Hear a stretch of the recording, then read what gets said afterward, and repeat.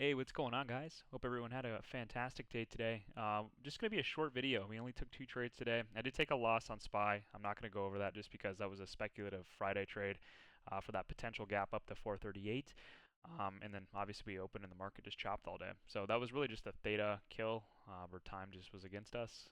So not really that crazy. But I want to say really quickly before we start, big shout out to a lot of you guys. I know a lot of you use the weekly scan, which in my opinion is the most valuable part of this, as well as the education side of things. This is what's going to progressively move you along, right, as your trading journey continues. And it's really cool to see you guys take bits and pieces from what you're learning from me or other discords and really incorporate that into your own edge. So kudos to you. I know a lot of you guys went short on Tesla, which I did say that there was that opportunity to go short. I'm not looking to do that on Tesla. I'm just going to wait to long the level. But very, very cool to see you guys doing that and just making your own trade plans, following those, and really just taking bits and pieces from what I'm teaching and whoever else, right? And just making it your own thing. So awesome job. But here's one of the trades today was NVIDIA. Wanted to go over this. Chart's exactly the same. I haven't touched this Thinkorswim one. Haven't, my funds from when I want to trade on with options haven't settled just yet. So I'm going to be stuck on Webull for like 2 more days, and then I'll start doing everything on here. But yeah, I mean, this was a pretty easy chart, right? We were looking for maybe the pullback down to this weekly high here. But of course, we wicked down just ever so slightly under this weekly high here from 1030. And this was really nice because it was really just a pullback into the previous day high. Wasn't anything crazy. If we go to the daily really quickly, let me get rid of this really quick. The trade plan was, I think it was pretty easy, right? We ended up opening a little bit above this level, right? We opened here, we pressed out, or no, we opened and then we sold down, I think, right off the bat, right? And that's where I ended up going short on this name. I want to show you guys though, so we opened, and I'm pretty sure we pressed up right off the bat. And that's where I started to get the symbol to go short, right? So if we go look here on the 5, this is what I immediately noticed. We knew already, right, that there was a dark pull print here at like 460, right? 460 and some change. There was that weekly high up here at 462.25. But right off the bat, man, we get like a rally off this previous day high, this previous week high at 453, okay? And it rallies pretty quickly and aggressively off the open. That's always a little bit concerning on a Monday. This usually is what gives you that weekly candle where you have that very long upper wick and it traps a lot of buyers. I'm usually hesitant to buy these. So automatically I was looking short on the name. Even though I had a feeling we'd run to 460, I definitely could have long that, but more of a risk, right? Just kind of knowing how weekly charts can formulate off a Monday rally like that. And it really didn't give you a retest. I mean, you probably did on a 1 minute time frame, but I'm not going to trade that. It's got to give me a structural one, kind of like this, right? This is what I mean when I say structure, guys. Push up, pull back, double bottom. Very easy. But then from the double bottom, you got to recognize you're going into a lower high. This is where I started to see things, right? I saw the tweezer tops here. It didn't necessarily hit our 460 mark, but it's just shy of it. Sometimes they'll move the ask down and they'll sell it a little bit prior to that. And so, I mean, I was really kind of just in a short mindset, okay? So we had tweezer tops, sold down, we got the double bottom, and I was really just looking to see how weak this double bottom press up was, and look for a lower high. Now, thing I didn't post on the chat just because I didn't really have the time to, right? As you start to get this double bottom, right, and you see the lower volume on the increase up, you have, trading's all very, very quick analytics, right? You have to be very quick on your toes when you're doing these things. You can't just, do it. You have to, have a plan as things are happening. And you have to do them within your 5-minute, 15-minute candles. So, I mean, pull your fibs here. And this is really what I did from high to low, right? And I was looking for the 618.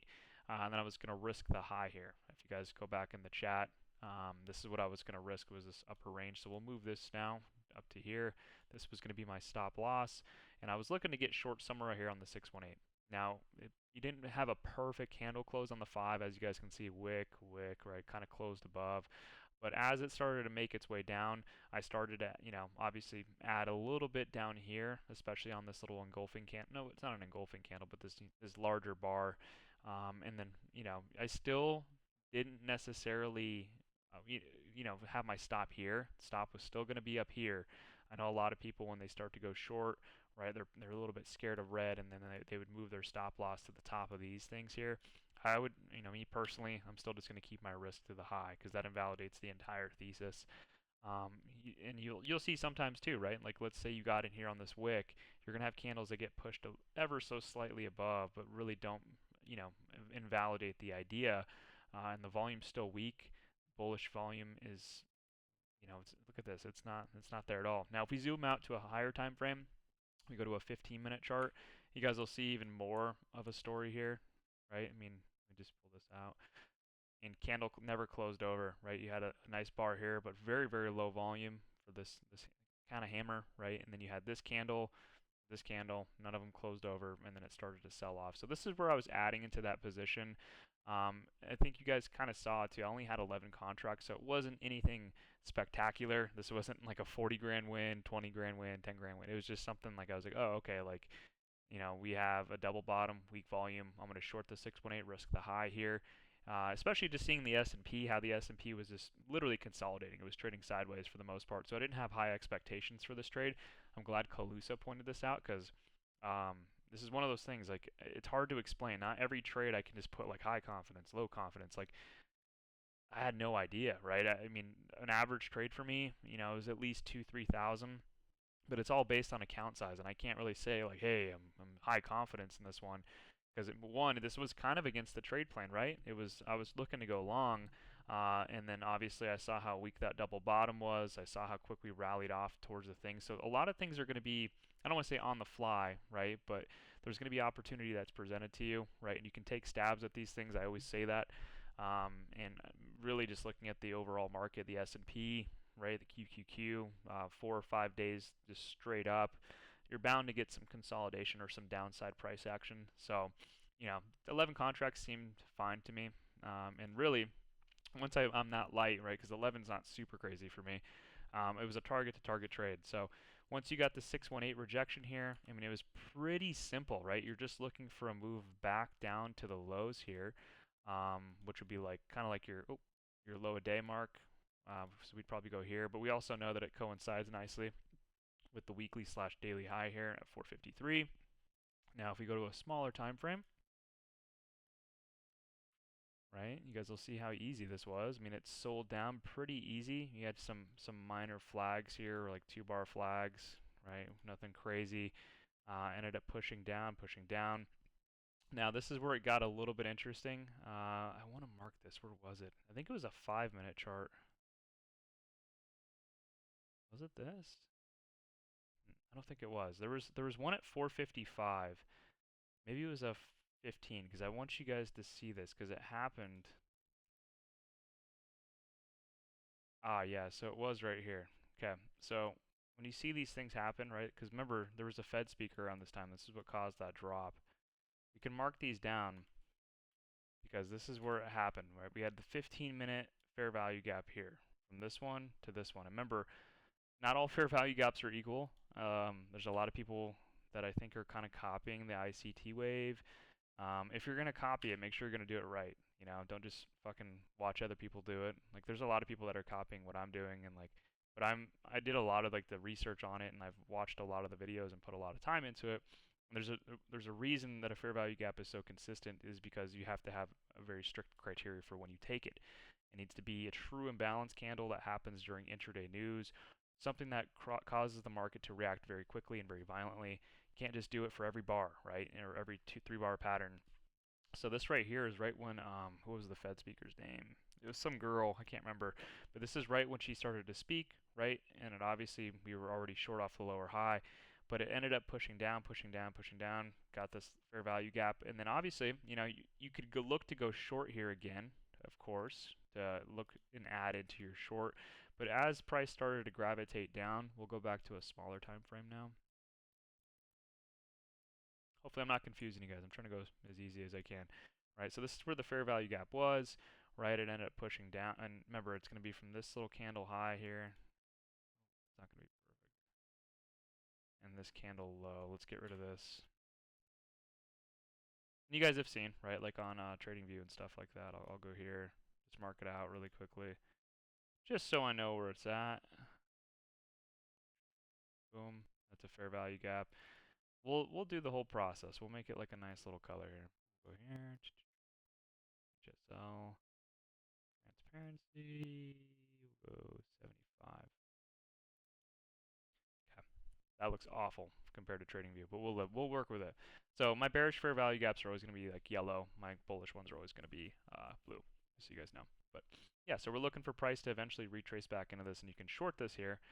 But what got really interesting, right, is this ended up pushing down and it kind of sold through, right? Remember, this needs to push back up and then short here.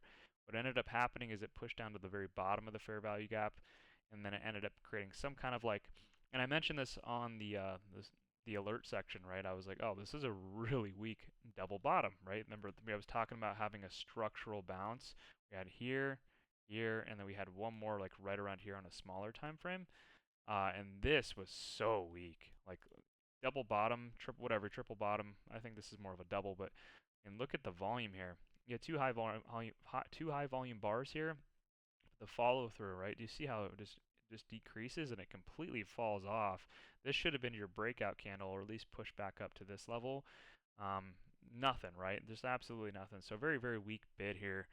You could see it on the tape. You can see it on level 2. There wasn't a lot of passive buyers or aggressive buyers down here. So I figured this would sell off. I did mention this. I didn't add in though. I mean, I was saving my ad for like right here. But it did sell off one more time, right? And then you get this nice little pushback and retest, where the retest is these little 2 5-minute bars. I'm sure in a 1 minute it looks more clean than that, but breakdown, retest of the low of day, right? Or at least this initial area, which is, of course, right, the previous week high, previous day high. And then that's where this got really nasty. And it started to sell down, but this didn't sell down without a purpose. That's where this got really interesting, is it sold down to this dark pool print. I didn't tell everybody about this, I believe. Pre-market? I think I did, but I did mention that this was target 450.05. Huge gamma level, right? This was a negative or a positive gamma level, so it's going to bounce off this level, and then you're usually going to have not a share buyback, but them hedge with buying calls or buying the equity back. And yeah, I mean, this was a huge level. Look at this. Let's push down, and immediately look at the volume on this bar here. It's pretty much one of the highest volume bars of the entire sell-off, almost of the entire day. It's pretty much up there. Nice little hammer, right? And then this bar, inside bar, and it ends up creating a nice little push out. And I didn't really try to time this. This is where Discord went down, and I'm pretty upset about this because Discord went down and it pushed out. And really, what I was looking for now is a change of structure, or right, everybody should kind of know that this is going to be. Oh my gosh, I can't even think right now. Chach? Yeah, Chach. Change your character, right? So now what we're going to get, I did mark this out. You want to look for like the higher low, but we ended up getting like this little flag here. And this is where I got in, right? And this flag was really nice because we had these equal lows as well on the 5-minute. You guys can see 5, 5, 5. So 3, that's a 15-minute candle in a row, right, where we have the same exact low of 451.3. And dude, I mean, this set up so perfectly. And I got in. I think I got in at this candle, like as this candle started to push out. I got in at I believe it was 4.3. The stop loss was literally 4.0. Like, so if you guys remember, I go over this a lot. The options chart tells you in certain scenarios what these are, especially if you get consistent equal lows or consistent equal highs. So these equal lows here, it's 451.3 on the chart, but an options chart it was 4.0. So these were a little bit more expensive. So, take that with a grain of salt. I know not everybody would trade this, but yeah, I got in at 4.3, set my hard stops at 4.0. And then just kind of let this ride up, right? It pushed up. It did reject this spot up here, but you can see it pulls back, kind of retests the flag. You get another micro higher low here, and then it has a major, major breakout. Where do you guys think this is trading to? We talked about it, right? It's trading back up to this fair value gap. This is an imbalance in the chart due to a Fed speaker slash news, whatever, right? But it has, flag, retest, breakout, another little mini flag here, consolidates underneath the fair value gap, and then it pushes really hard, pretty good volume as well, to fill the gap, right? And then it trickles above, pushes out, retests the fair value gap, and then now, right, you're kind of in that bullish structure. And the chart's pretty much been balanced out. And this was an awesome trade. I wish, like I said, Discord was up for this, but that was pretty much both the trades I took in one. The next one we can look at was SPY. The chart's going to be a little bit off because I didn't trade this on Thinkorswim, of course. Chart should somewhat look the same though. Yeah, it was like right around here. I think it was right around here. And this chart looks terrible.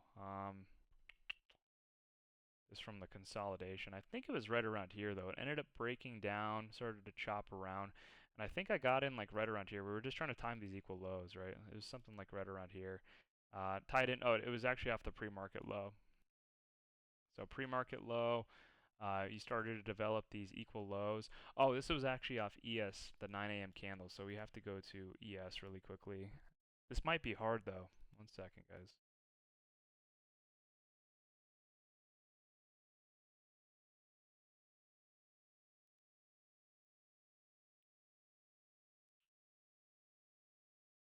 The backslash on here? There we go. This might be very difficult actually. Might be a long video. Oh, here it is. So 9 a.m. candle. I don't know how to do it on here.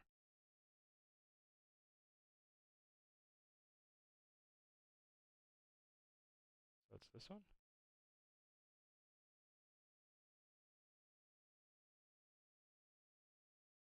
Trying to think on East Coast because daylight savings happened. So 9.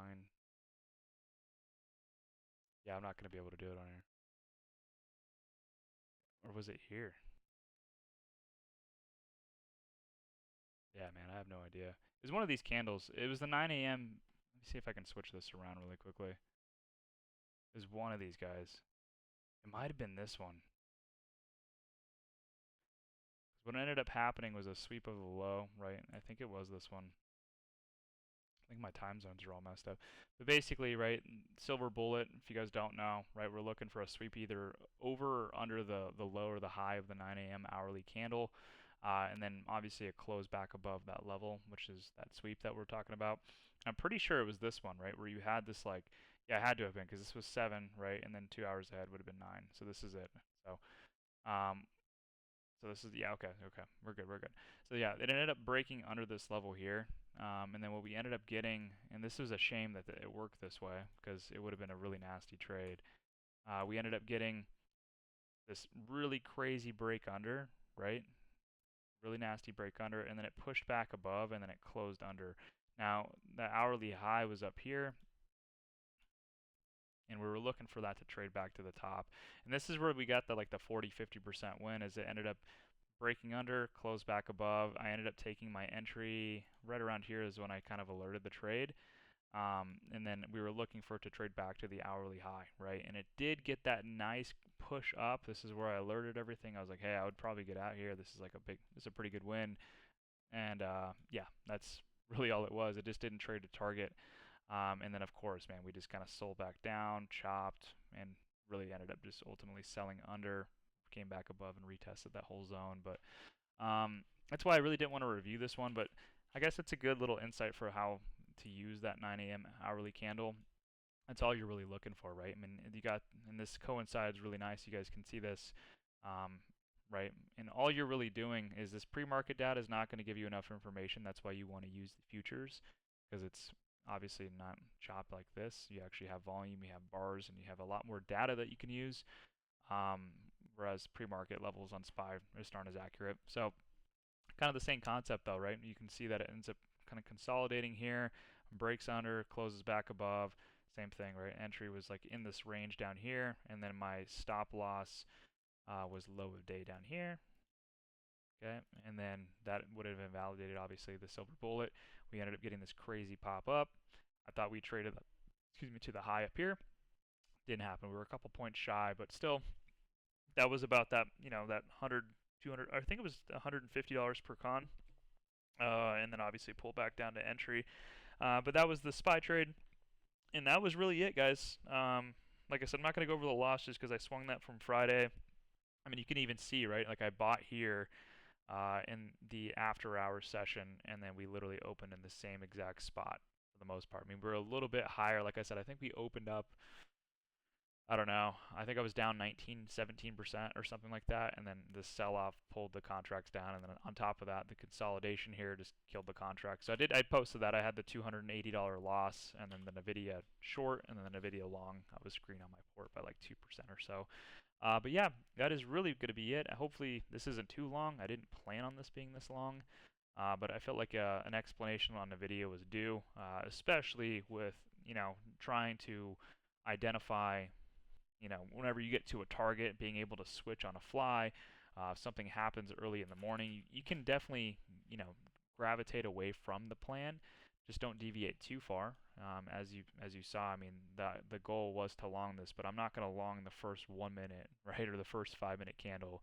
I definitely could have, but then noticing, right, as it pulled down the double bottom, being able to identify structure, like, hey, this is a really weak bid, going into a lower high, right, short the 618 here, and then being able to, once again, right, see the weak bid here, kind of hold that trade through back down low. Once we hit target, notice that the high volumes here, right, and just being able to piece everything together. I wish I would have held these a little bit longer because I did close these out as we made our way to the 455 fair value gap. As you saw, I mean, it did rally an extra, what's it at now? An extra $2 or so. Probably will gap up tomorrow, but yeah, really, really, really good day. Very slow day, if you will, but that's okay. Mondays have been this way, but Tuesday, Wednesday, Thursday, pretty excited for. We got Powell on Wednesday and Thursday. I thought we'd be done with them, but yeah, let's go ahead and finish out the rest of the week. Hopefully this isn't too long. I think this little section is about 21 minutes, so definitely past the time. But everyone have a great night. Appreciate your time as always, and let's be safe.